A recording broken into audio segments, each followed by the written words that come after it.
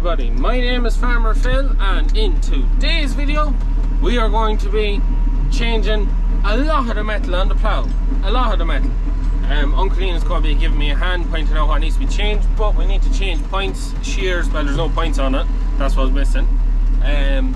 But shears, points, I think shins, some of the landslides, quite a bit of metal. So we'll be going through it as we do it, but before we go too much further, as always, don't forget to like and subscribe to the channel, ring the bell notification so you get notified on my videos every Tuesday, Thursday and Sunday. And yeah, it all helps push the channel along. Push it along nicely. But anyways, we'll go to where we're going to be working at this. I have most of the tools in. Some of the batteries weren't charged, so put them on charge. So we're going to go through it and change up as much as we can and get Uncle Ian ploughing. So that's the plan. We get Uncle Ian ploughing and then I'm going to spread dung, and we're going to get a start made of trying to get a lot of winter crops in. But we've got to change this metal first. So we'll get to it. Right, so what haul we? The shears. The shears, the points, and the landslides. And the landslides. What about the shins? Oh, they're alright. There's no new shears. Them shins are good enough. Yeah, so I've changed shears, palm points, landslides, new skimmer tips. The biggest end of this is how wore all the nuts will be. Some of these will be too wore and won't be able to get them off with the gun, so we'll have to cut them and chop them off. We'll literally just chop them off. Is the only way of doing it. So yeah, it's going to be fun, but hopefully we won't have too many issues. So I get my tools out the back of the Jeep when we get started. So I only have the small Milwaukee, as the large one, the battery's flat, so we'll see how we go on with this. Hopefully it'll do the job.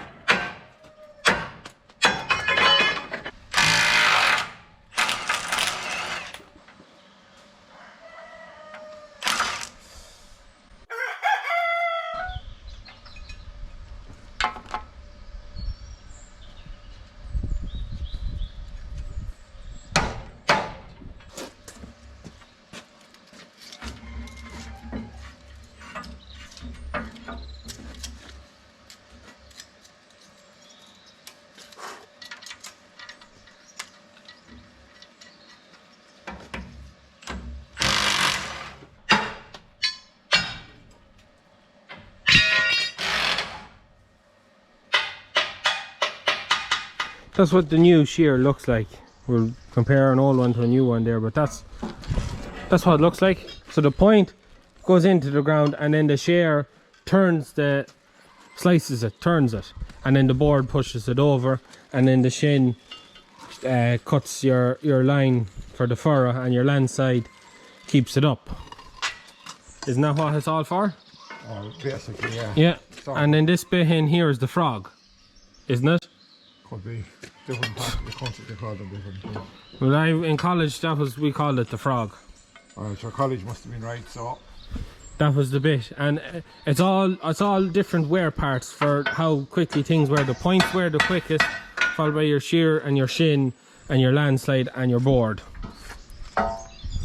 So, and then the frog is the bit you don't want to wear, so that you can bolt everything to it.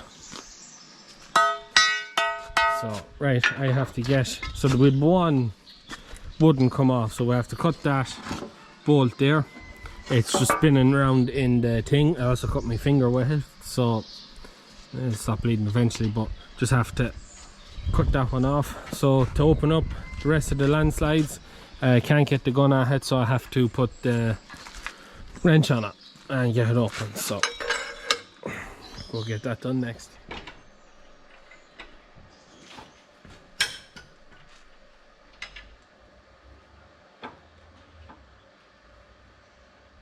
So I have my battery, my angle grinder, safety glasses, and what I have to do now is split that fairly well in the middle, and then use a chisel then to hammer off the nut, and then the bolt just should pop out. So that's what has to be done.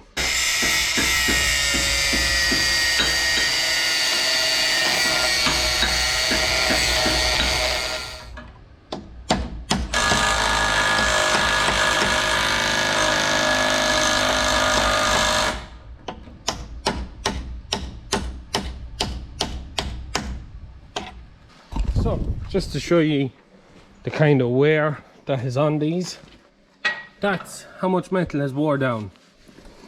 That's a lot of metal. That's why we didn't, for that job I done, we didn't change them, because we like to get the last out of everything, the absolute last. So you can just see how much metal is in it. It's a lot.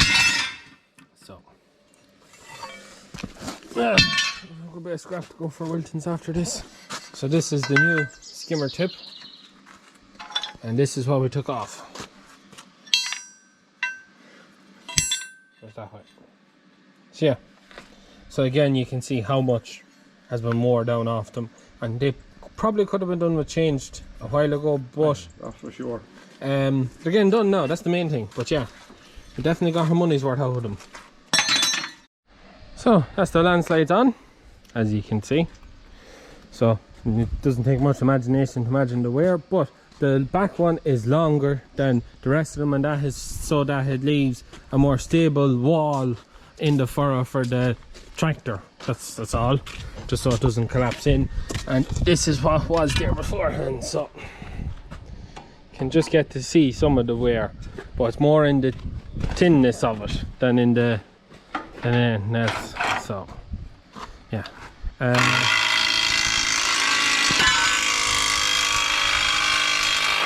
points next, and then I think we can turn the plough over and do the other side.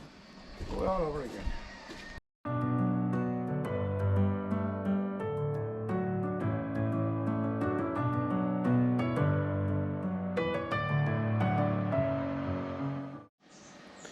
So now that is all on and tightened. So new point, new share, new landslide, and new skimmer tip. So all on. The skimmer tip, I don't think I said, but the skimmer tips, what they do is when the sod is going through, it cuts the edge off it, so that when all turns over, it buries the edge of trash. And it just means you know it if you look into a field, and if you can see every ridge, bits of green stuff or bits of stubble sticking up, then there either was no skimmers or the skimmers weren't set right. That's what that does. It buries the trash so that you have no trash sticking up in the plough ground. That's what's for. We may have to adjust them, let them down, because you seen how much metal we were down to and what's been put on them, so that might have to be adjusted. But you don't adjust them till you get into the field, because that's the only way you know is when you actually get ploughing. But that's always where the stone gets stuck, in between them. But yeah, that's everything on, everything tightened. So now we just flip it over, rinse and repeat, grease, and we're ready to go. Yeah, I think that's it. Yeah, no, after that we're ready to go then.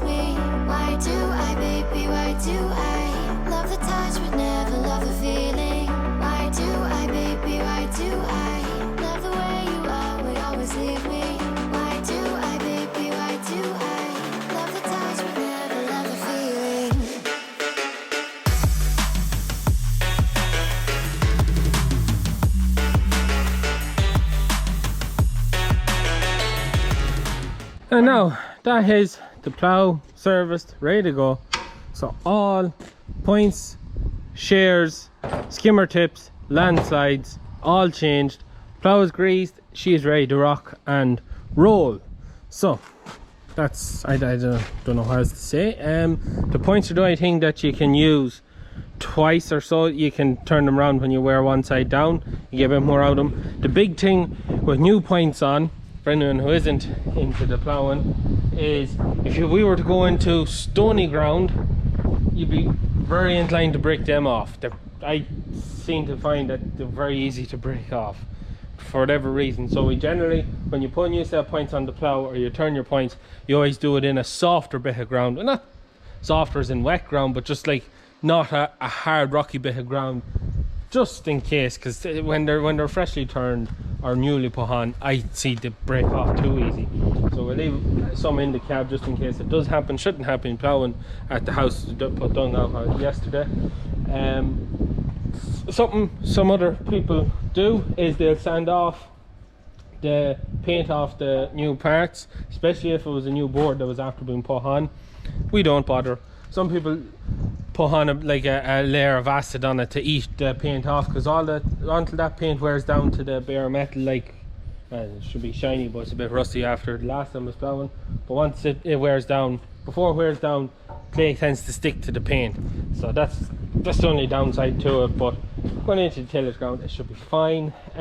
What's the big difference between your full board and your slatted board, which we have just over here, which it needs, I think there's 1 or 2 slats need to be replaced on it, and then shears points, all the same.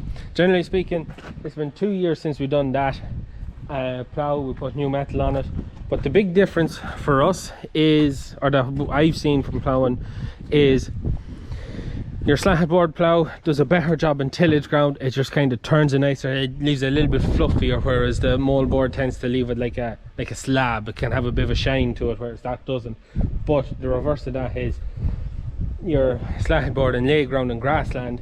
I've often seen grass or sods get stuck in between the slats, and that can cause issues, whereas that doesn't happen with the full boards. I suppose one of the big reasons for the slatted board over the full board is the different slats wear at different stages, so it's just kind of cheaper to maintain, whereas the full board, it'll wear this bit here first, or it'll wear this end here, and you have to change it before any of the other bits are wore, whereas with your slatted board you can change your paddles or your slats as they wear down. And that's the big end of ploughing. That's why ploughing is so expensive, is because of how hard they wear and the cost of all the metal. Like there's a fair bit of money in all them parts we've put on now, and that's why ploughing is so expensive. It's just a hard wear and a hard job. But yeah, I don't think there's anything else really to say about any of it, is there? Do you think of anything? No, it's all right. We're ready to go. Yeah, so we're ready to go. So we'll get Uncle Ian to help, then I'll come back in, tidy up everything, bring the tools back out.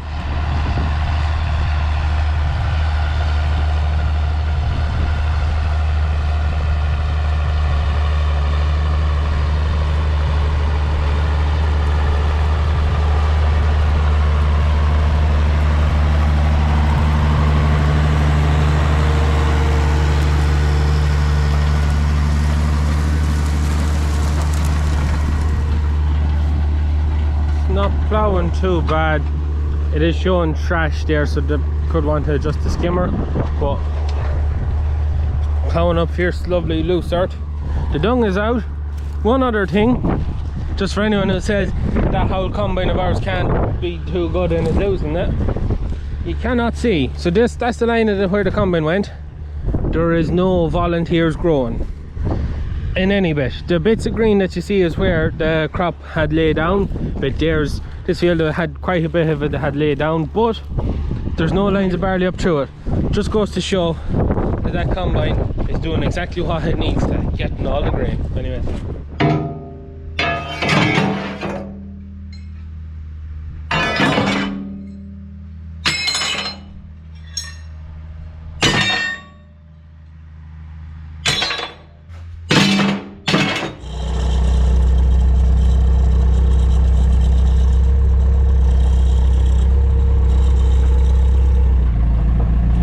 another bit for Wilton Recycling.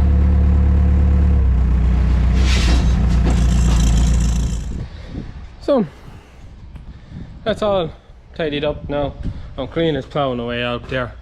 As you've seen, so a lot of metal went on and there's a big expense to it. That's why ploughing is so expensive, and that's why we've kind of moved away from ploughing and we're trying to do as much mini till as we can, because the discs for the Lemkin are cheaper than trying to keep the plough going, and it's just easier, faster.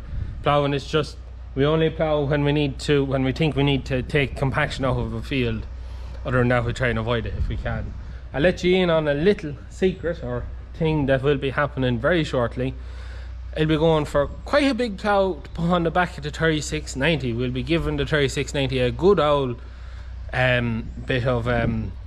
bit of work now, and a big plough now, a few furrows more than what's on what's on the 6270, to see how it works. See, can the 3690 actually handle it? And you'll get to see that. That'll be coming quite soon on the ploughing. And really now, this time of the year after the harvest is finished, finish up the slurry. We're well on at the slurry now, and here we've 3 more jobs to do that's on the books before the ban. Get all the dung out, which there's a lot of dung, so I'll start into next, and get winter corn in, get winter barley and winter wheat in. So all of that. So it is that time of the year. Things are calming down now, and the leaves are starting to fall off the trees. But okay, anyways, I'm going to leave it at that for today's video. As always, I hope you enjoyed today's video. That is it for me. Please like and subscribe to the channel. Videos every Tuesday, Thursday and Sunday. That is it for me. Good luck.